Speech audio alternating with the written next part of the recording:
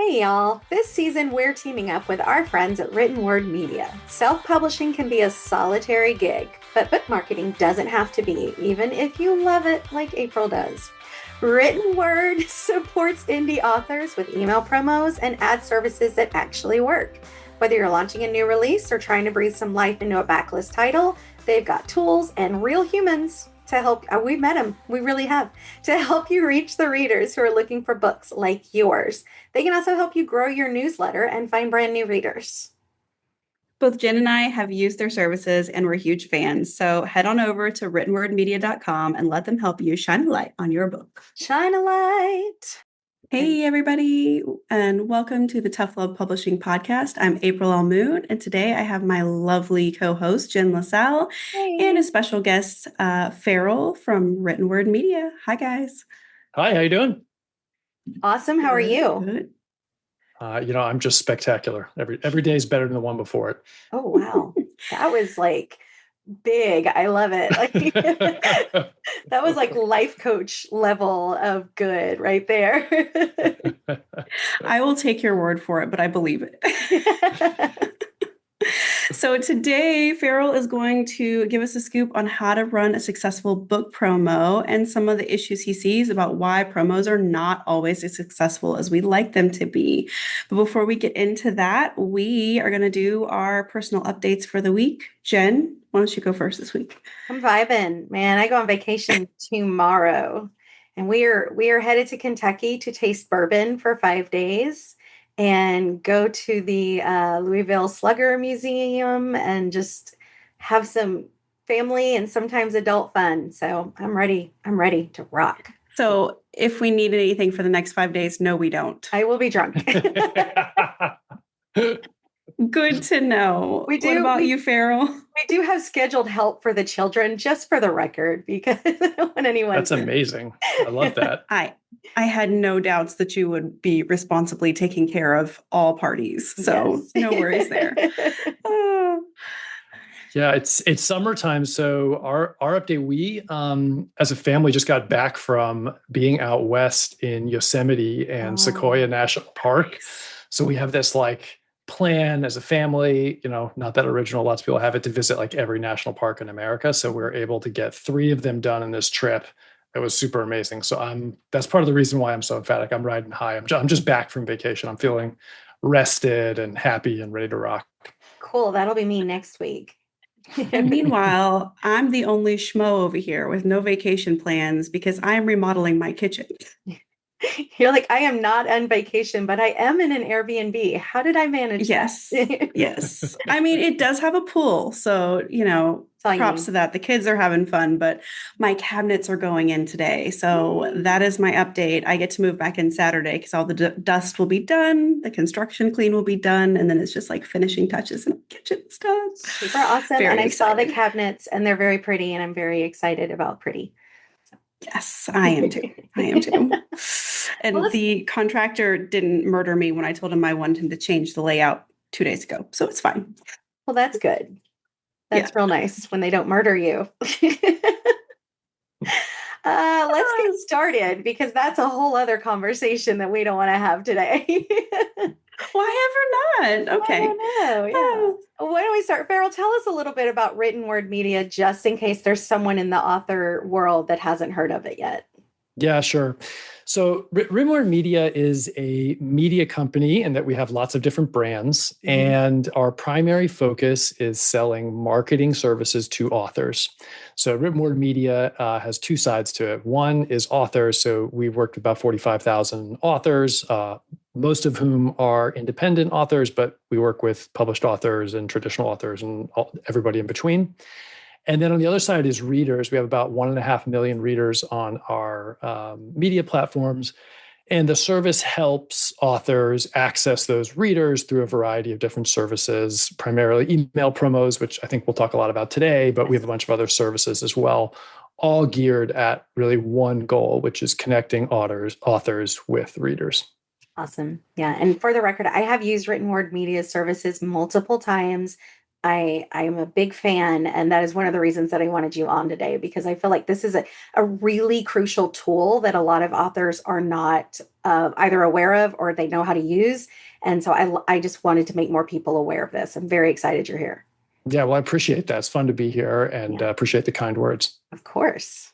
All right. And I have also used written word media. I think it's Good. one of those things where, with a newsletter promo specifically, any kind of marketing, obviously, but like you want to have a really solid strategy. And that's why I was excited to talk to you, because I was like, let's get into the strategy. Yeah, April's all about strategy. She probably has a spreadsheet with your name on it somewhere. I do have a spreadsheet that does have different newsletter promos on it. Thank you very much. Thank you. Okay. Spreadsheets are my love language, so that's okay. I'm here for it.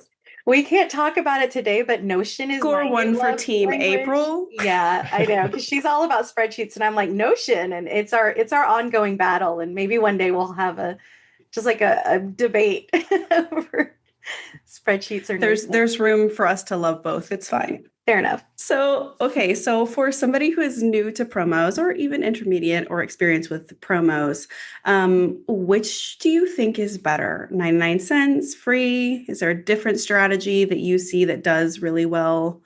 What do you think? Yeah. So I have strong opinions here, but I think it's important to have sort of the entire ecosystem of authors in mind before I answer the question. So, everybody has different opinions about free and giving away their books for free, giving away their books for price. How, does price connotate value? All these kinds of things. And so, the caveat I'll say before I answer the question is it's your author career, right? So whoever's listening, like, you get to make this decision, listen to what I have to say I'm an idiot, forget about it, or say, oh, that's great, I'm going to do it, or anywhere in between, great. It's your call, right? So the short answer is free works better. And there's some reasons for that, and there's some caveats and setups, but like essentially free is a magic word. So on the internet, it's magic. And I think, Jen, do you think you were at that talk in New Orleans where we met, where I gave a whole big bit about this? But people do things when they see free stuff that are not rational, right? They just do crazy stuff. And so the response rate on a free promotion is so much higher than the response rate on a 99% promotion. So if you're comfortable with free and you have other stuff to sell, free is better. Right. And so that's what I always tell people is if you have, say, 3 books in a series, and I think both of you write in series, right? Yes. Yeah. Yes. Yeah. So like putting your first book free really is a zero friction way to find new readers and introduce them to your other books. And as long as you sell them and that first book is good, like that's how people find books and authors that they like. What I will say is it's an emotional topic, right? So some authors, depending on how long it takes you to write your book, could be a year, could be a few months. Like it's a lot of time and it's a lot of not even just hours, but like emotional investment, right? Like it's hard. Yeah. And so then you get to the marketing strategy piece and you're like, wait, like you want me to give this away for free? Yeah. And like, so I really understand where people are coming from, where they can be hesitant or they may not want to do it, and that's fine. But the mathematics behind it does work. Like free will be a more powerful tool than 99 cents, almost always. So I find it super interesting that you say that, because that is the complete opposite to my entire marketing strategy. And it's not that I don't know that it works for people. It's just not what has worked for me. So I always find that interesting because, like, you're right, there is a psychology to free. Like it has a psychological impact that even 99 cents does not. But I think that also works in reverse sometimes. Like free can be valued differently by the recipient. You know what I mean? Like, it kind of goes both ways, I think, but I don't know. Haven't seen any science on that, but I feel like there's an effect of, yes, I want it free, but do I value it as much if I got it free as if I didn't? So I think that's a really interesting topic. Yeah. And I think the short answer is no, you don't, right? Like when you get something for free, you think of it as a freebie, right? Right? Like you do. But because the response rate's so higher, we tend to see that work better. I think the interesting thing, April, I don't remember, are you in KU? So are some of your books in KU? Yeah. Yes. So people who are in KU, I hear this sometimes, but their books are free. So not actually free, but Right. there's also a system with a huge amount of readers that's zero friction. Right. And the thing, some people don't like being KU. We probably a different show doing sort of wide versus Totally different show. whatever. Yes. But the thing about KU from a reader perspective, and one of the unique things that written word media is in a position, like, yes, authors are our customers, but readers are a big part of what we do. So like we talk to readers, we survey readers, like we talk to just people that read books, and like they love KU. So like maybe you don't like it, that's okay. But readers like it. And so I think, April, would be really interesting would be like, hey, if you weren't in KU, would free maybe be a more powerful solution for you because you're introducing people outside of that system? I don't know the answer to that question, but it's definitely interesting to think about because, like, as you pointed out, the only thing I have wide are my paperbacks. So that is limiting my reach wider, and I am fully aware of that. However, it's one of the trade-offs that we all have to decide, right? Like whenever you're in this position, it's okay, well, do I want maximum visibility everywhere or do I want maximum impact here? And that's kind of the trade-off. So it's just really interesting to hear your perspective on the free being the most powerful tool, but it's not. I mean, KU is not free, but it kind of is. Like it's very but it kind of is. It's sort of like saying, like, are the movies on Netflix free? Right. Like they're exactly. not. You're paying $20 a month or whatever their new price is, but it feeds into that free binge culture in the same way. Exactly. Like you get that binge feeling in the same way. So that's really interesting. So speaking of binging, what I'm curious about, Ferol, do you get feedback on read through from your authors? Because the free versus 99 cents frequently comes up. Like, yes, I got a better response on book 2, but nobody read the rest of the series. Do you see that at all? Yes, but anecdotally. So, at Written Word Media, we're running marketing campaigns for you, but we don't have access to your KDP account. So I don't actually know what your read through is, but when authors write in and tell us this stuff all the time, and we know a little bit through surveys and that kind of thing. And you absolutely see the dynamic where like a free reader that you get is not as invested as a 99-cent reader, right? But what you get so many more of them that usually the mathematics works out. Now, I will say, like, from experience, just as a reader, I often like find books that way. And then if I really like the author, basically you read everything they have. Right. And some of those books are not free. They're not in KU, or they're even $10. Right. And so I think there's this like free introduces you. Right. You know what I mean?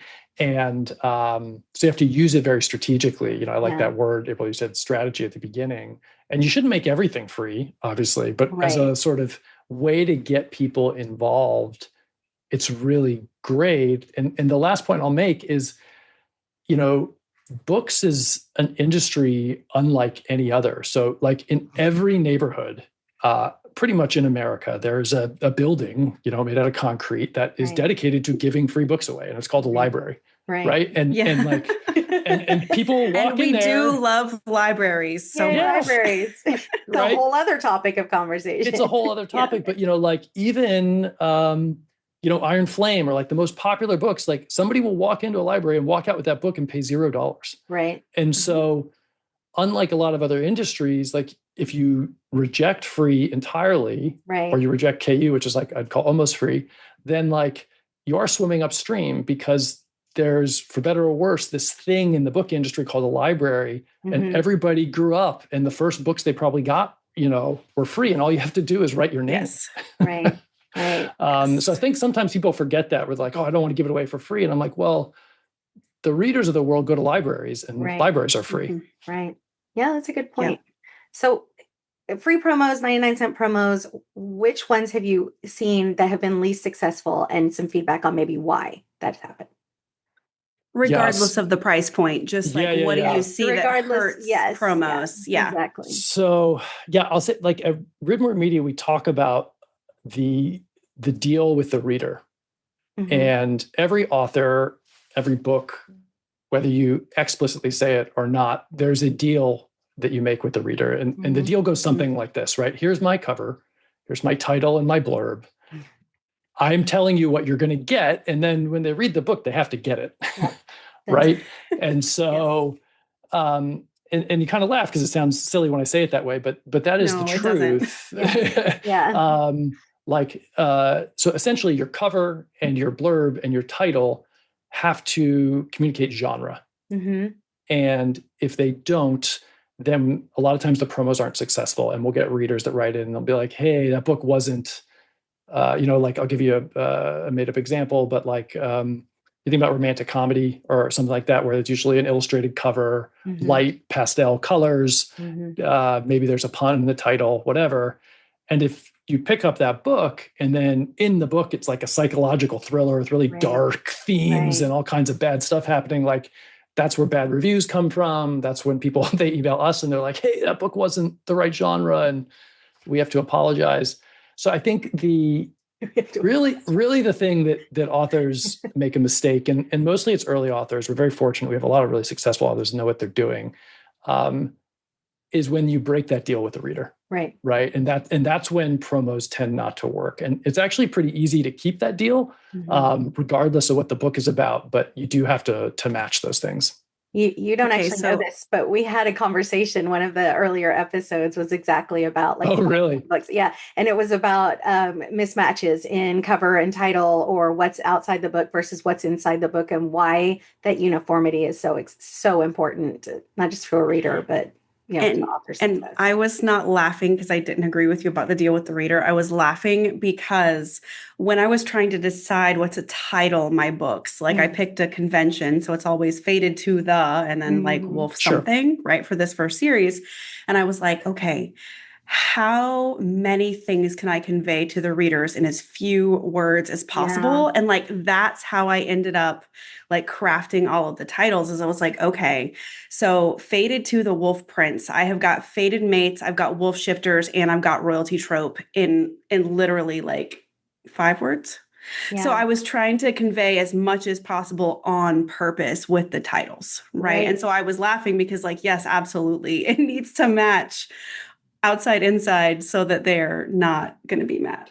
It's also really interesting because, I write paranormal women's fiction, which is basically a subgenre of multiple genres. Like, it's not a category that somebody can go to and choose. And there are certain words that you almost have to have in the title or the series, like midlife is one of them. Like, it has to be in there. If it's not in there, your readers are not going to find you because that is what they're searching for. And so I can't be as clever with the title because it has to be punny, but I have to have that the midlife in there and their age and things like that. So I rely on a punny title to get their attention, and then my subtitle and my blurb throw in all of the tropey things that I know the readers are looking for. Yeah, and I think we see, and we can talk about quality. Like if a cover is not good, it's not going to perform. And but really, it's even covers that aren't that great, we see sometimes sell really well as long as they hit the right notes. You know what I mean? And I think sort of as an author, maybe you don't have as much control over your budget. Some people have more, some people have less, but you do have kind of control over your intention. Yeah. And like, if your intention is to get the cover to kind of match, even if, you don't have a really expensive graphic designer doing it, as long as you kind of keep that deal, especially our readers, a lot of them will kind of give you a lot of latitude on sort of quality, as long as the story and the packaging line up, Yeah. Yeah. I love that. I love that basically it's like even free isn't a Band-Aid if there's problems with the packaging. Yeah. Yeah. And I think, there's a lot of cool ways to get the packaging done these days. And there's tools like Canva for doing it yourself. And there's there's AI tools for getting stock photography now. And, there's rules around that. You got to pay attention to what you're doing. But these tools can help you write your blurb. If you ask our team, they'll write it for you. Like if you're just like, I don't know what to write. And then they've seen a million of these books, they can do it in their sleep. And so I did not know that. I might be making use of that service in the future because blurb writing is like my least favorite task in the entire publishing process. So all you have to do, and our good customers have relationships with our customer service people, but all you do is just like in the blurb, just write like, please write it for me. Oh, wow. And they'll do it. We had no idea. Yeah. Oh my gosh. And honestly, we've run some A/B tests, and like, we would almost prefer to write all of them for you because the email would perform better. Good to know. But a lot of authors, and we totally respect this, like whatever you put in there, we'll run, might have to trim it a little bit. I think that Selling might it be, with the copy really matters. Yeah.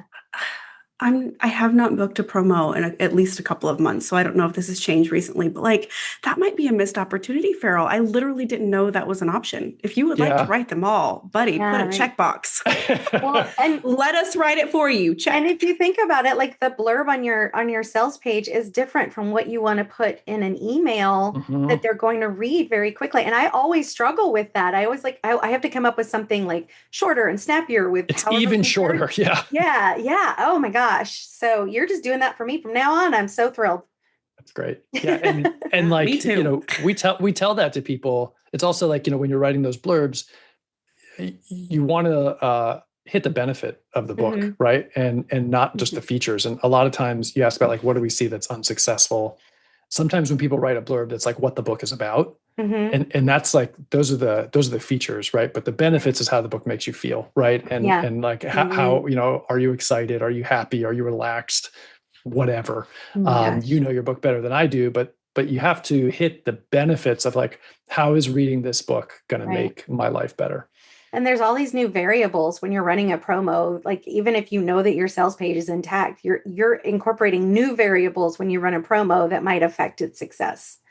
And that is just not something I even thought about. Yeah. Cool. Yeah, I love that. I love that. I just want to And run a so- promo now to test that. Like I'm just like I have a new toy and I want to play Please with do. it.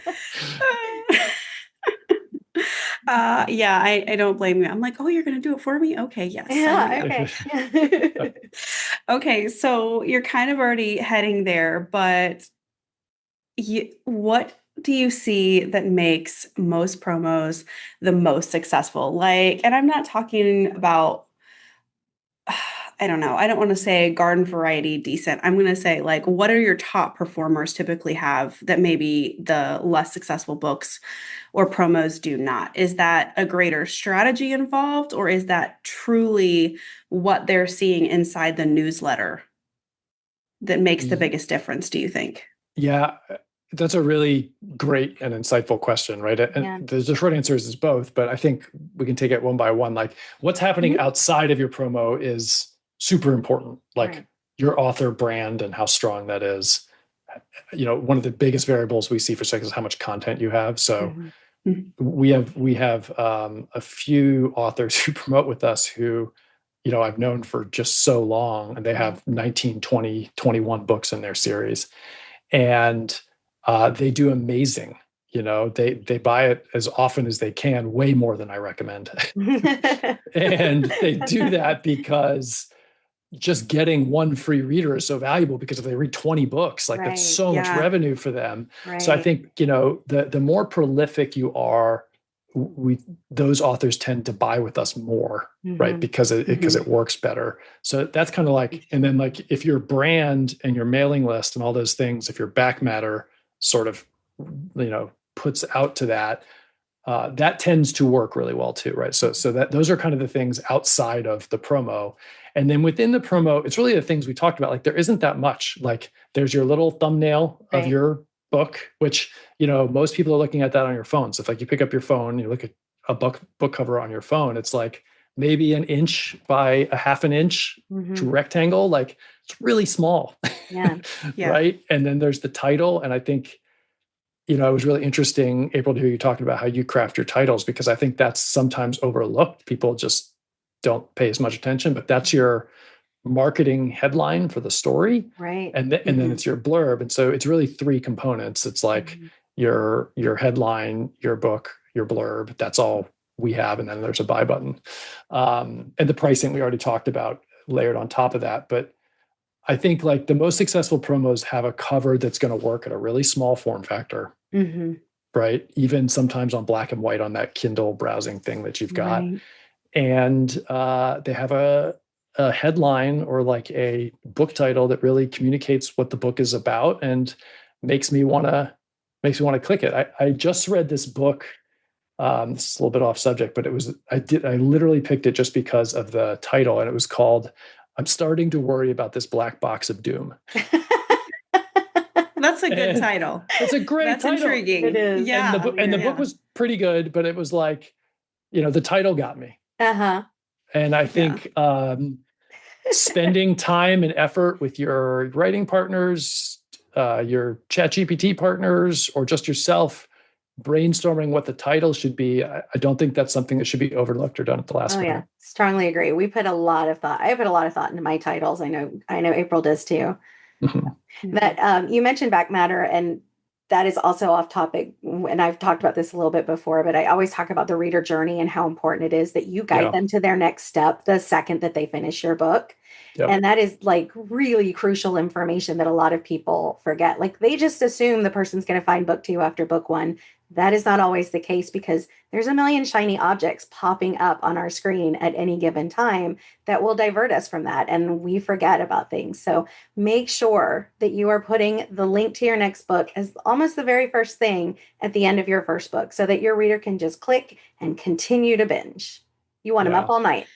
So if you'd like some data to back up that suggestion, Jen, I use Vellum to format my books typically, and I use an Amazon attribution link in Vellum. I do too. In the back of the book between the books, and I get more page reads and more purchases from those backup book links tracked than I do from all of my Facebook ad budget month to month. Wow. And my Facebook ad budget is not small.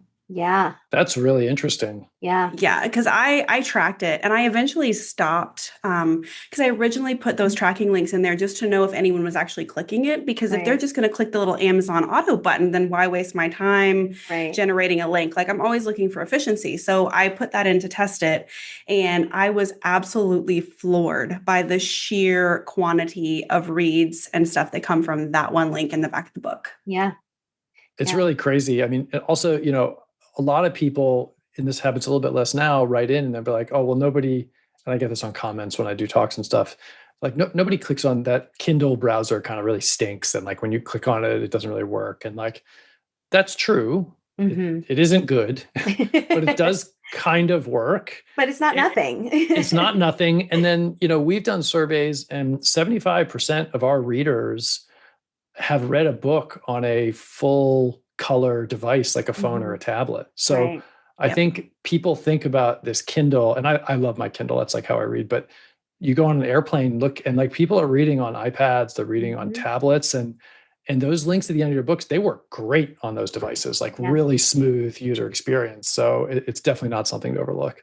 Yeah, I agree. I think it's a like human nature thing to conflate how I do it with how everyone else does it. And if you don't read in a way that lends itself to, then it's easy to write that off as, oh, no one else does that. Well, that's not true.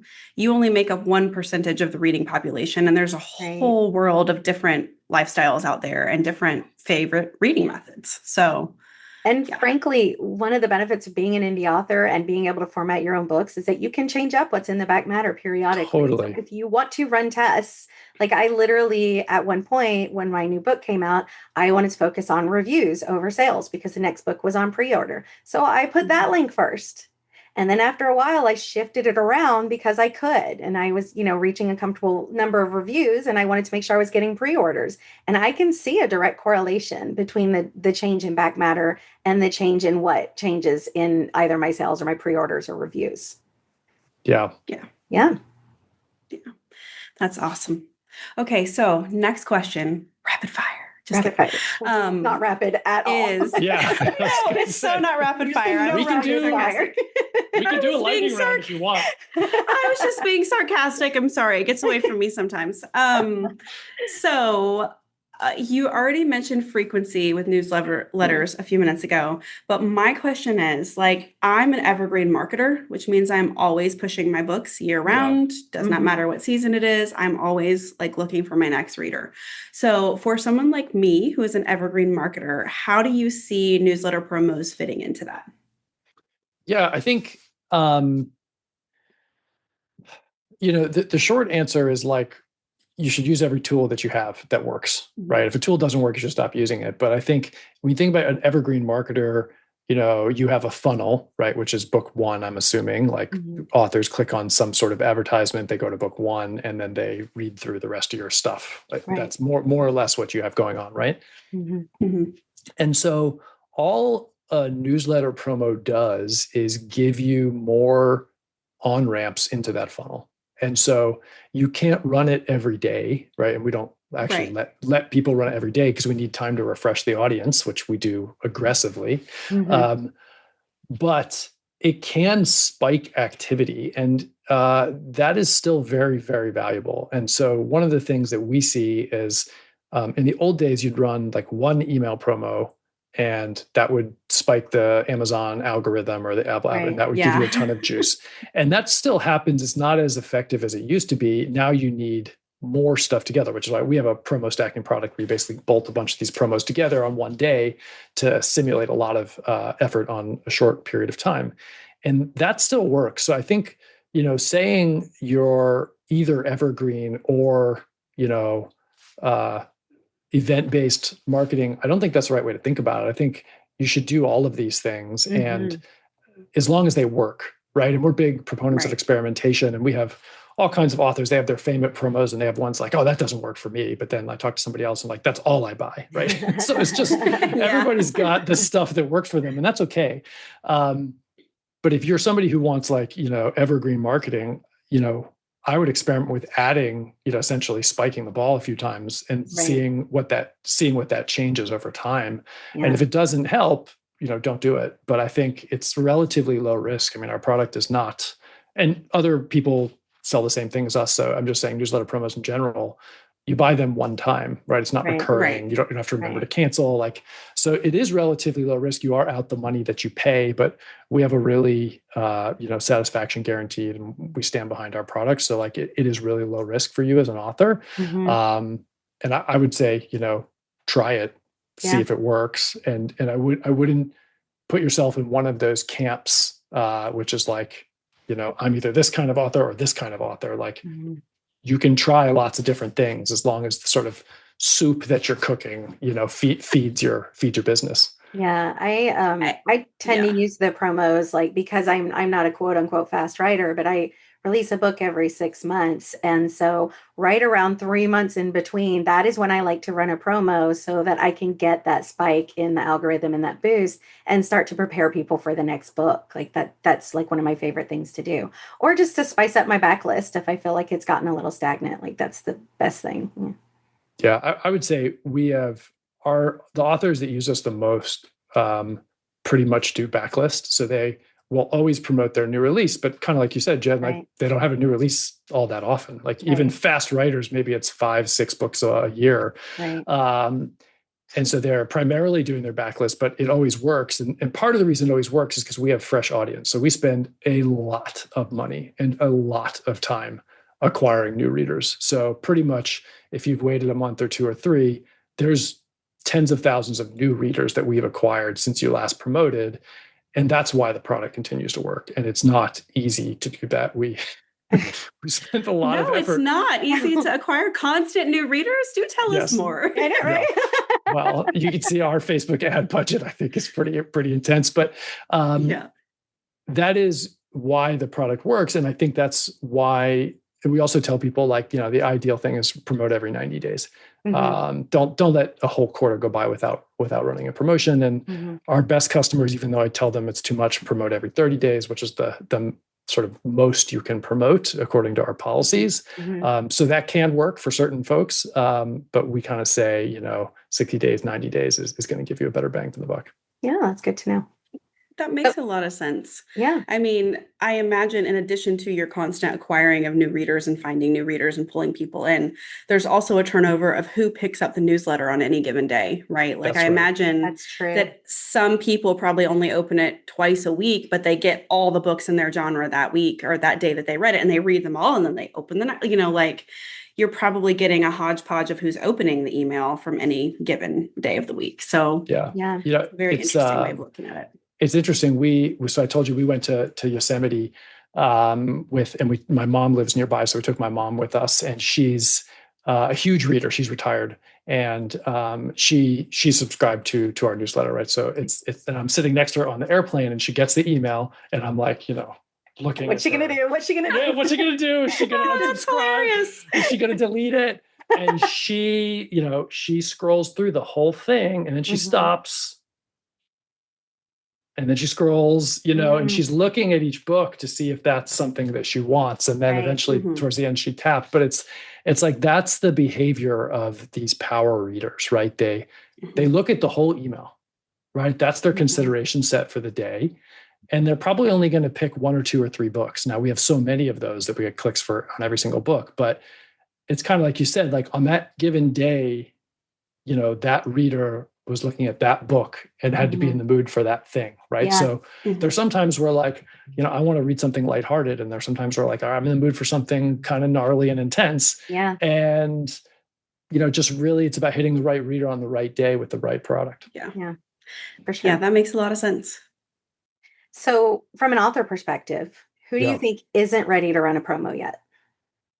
Yeah, so it's kind of back to some of the things we talked about earlier in the show. I think like if your packaging isn't done, right, you're probably not ready. I mean, we're really inclusive, and I always use the word when I talk to authors or even students sometimes that I'm mentoring, like, it's not that you're not ready, it's that you're not ready yet. Right. So like, and I really emphasize that. And so we like to give everybody a shot. We're very indie author friendly. So even if your stuff's not ready, we'll run it for the most part, as long as it's above a certain quality threshold. But if those are the people that were like maybe not ready, or like when I talk to people at conferences and they haven't finished the book, but they're ready to start talking about marketing, I'm like, well, you're just not there. There is some marketing you could do. You could do some list building. You could do some social, some branding stuff before your book's done. That's all available to you. Right. Before your book's really done and packaged, running a newsletter promotes, it's just not going to be, one, maybe possible, two, all that helpful. So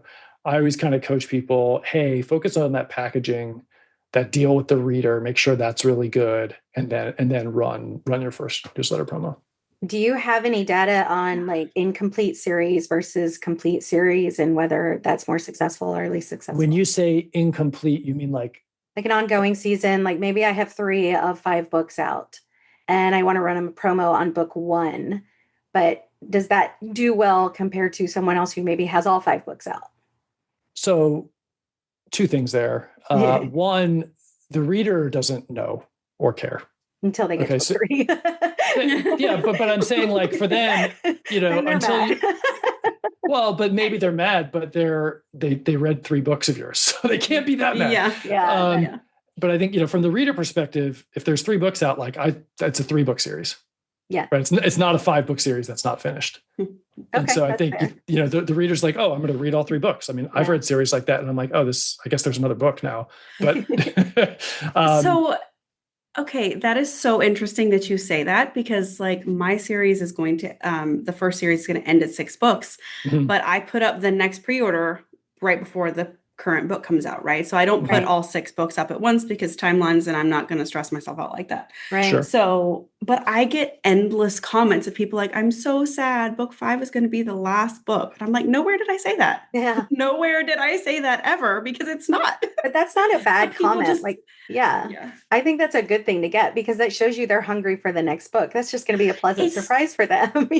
It's totally a good thing. And I take it as a compliment that they're sad that it's going to end. But it's like saying something to the reader psychology of like, what they see is what they get. And like, they're not thinking about what could come after that, I guess, was what my takeaway from what you just said of like, oh, then it's a 3-book series. Like, I've never thought of it that way. That's really interesting. Yeah. Yeah. And we do see series, we do have a little bit of data that, like, 7 is a good number for a series. And the closer you can get to that, the more profitable it is. And after that, there's some diminishing returns. You might as well kind of write standalone or start your next series or whatever.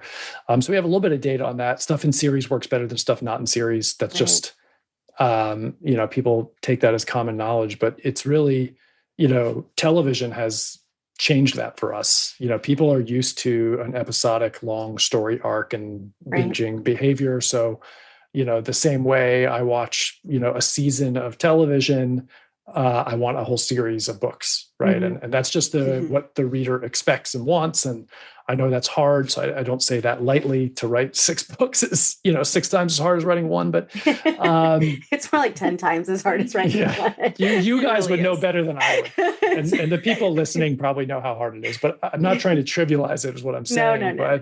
But it does work better. Right. Yeah. Right. It pays off. It pays off. For That's sure. right. Yeah. Oh gosh. I love that. Yeah. It's a good word to end right there.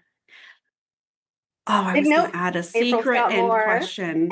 A secret end question? I'm ready if you want to do bonus. Okay. Here we go. I say secret because I did not think of this before we started talking, and I did not put it in the notes. So I'm sorry about that. This was off the cuff. So I guess the question is there anything that we don't know to ask you?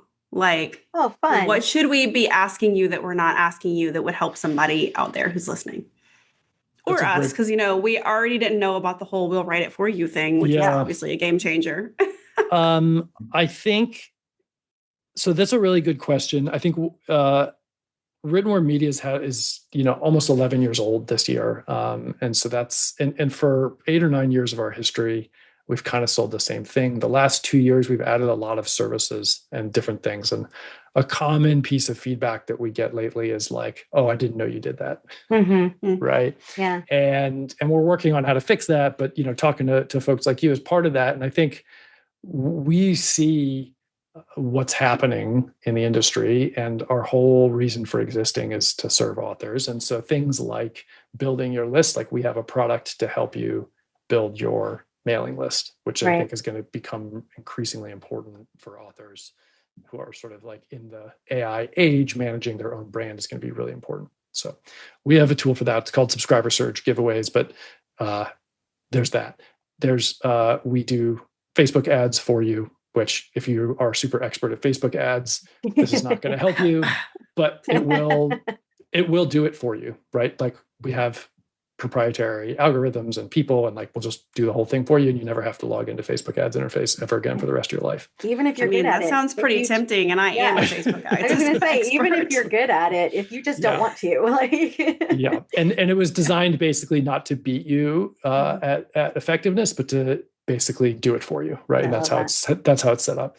So those are like a couple of things. We have a few other things. I would say like the biggest thing that I would tell your readers is just to reach out. Like we have real full-time staff that answer every single email that comes in, like literally thousands of them a week. We have this really intensive training program. And these people, like, they get such a thrill out of helping y'all. And so maybe you as an author are like really hesitant about asking like, hey, which promo should I run? But like, they get such joy out of answering that question for you. And like the internal Slack messages around, hey, what genre do you guys think would be most successful for this? And like, we're talking about a matter of like $5 or $10 that they're saving or increasing for the author. So it's not like financially a big deal, but they really want to get it right. Right. And so I think the number one thing that I would say is like, we invest so much time and so much effort into our team and the customer service folks. We want you to reach out to them. Like we want you to ask them questions, and they're there to help you, and please do. I love that. I honestly never thought to ask you guys those kinds of questions. Like in my mind, I was just filling out a form, but it's just not something that was on my radar. So there's real people. Right. They all live in North Carolina, and they all answer your emails, and they build these relationships with offers over time. And so, just feel it's info@writtenwordmedia.com. Somebody will get back to you, and just you can ask anything, even if you feel like it's a silly question. We will handle it. Awesome. Thank you so much. That's awesome. Yeah. Well, I really appreciate you coming and talking to us today. I think that's been very helpful, and I think it'll help a ton of people. The way we usually wrap up our podcast is we do a tough love moment, and we also invite our guests to impart a piece of tough love if they are so inclined. So I'll let you think about that for a minute. I usually go first.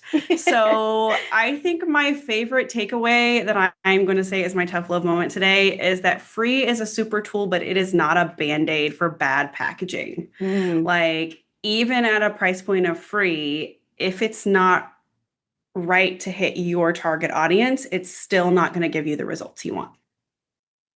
And I'm going to really lean into the tough love in this one.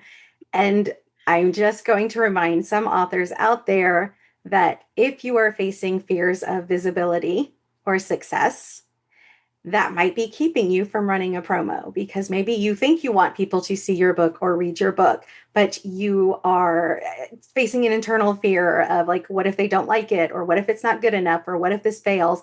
All of that. And what I actually heard from Ferol through a lot of this is that written word like really thrives on helping you kind of work through that part of it. So they make it easy enough for you that you can lower that barrier of entry a little bit and just see what happens if you let people read your book.